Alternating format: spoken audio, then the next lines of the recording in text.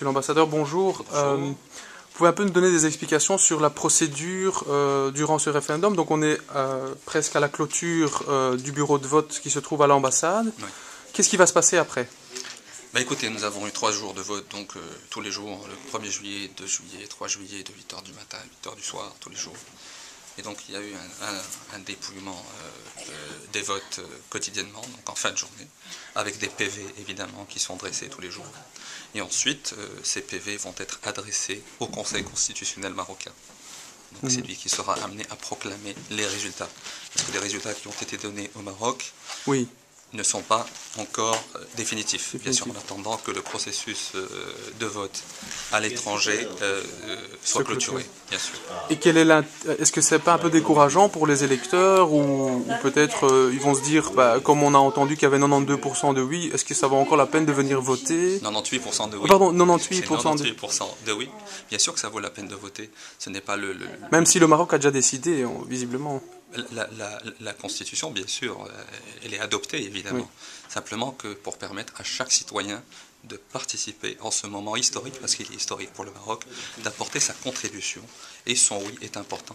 Ce n'est pas le nombre, c'est la démarche qui est importante pour que chaque Marocain se sente véritablement impliqué dans ce processus qui va permettre, je l'espère en tout cas au Maroc, de franchir un pas extraordinaire vers la démocratie, vers la modernité, vers l'égalité, vers une meilleure justice, vers une meilleure gouvernance. Et donc aujourd'hui le momentum est particulier et c'est pour ça qu'il y a cet engouement, parce que les Marocains veulent prendre toute leur part dans ce qui est en train de se passer aujourd'hui. Alors le vote se clôture aujourd'hui.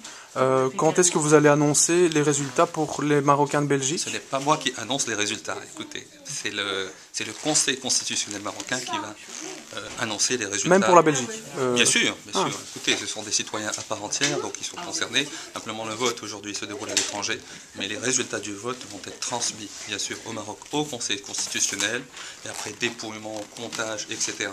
Ce sera, je pense, en fin de semaine que le Conseil constitutionnel proclamera les résultats définitifs, bien sûr, concernant cette action référendaire.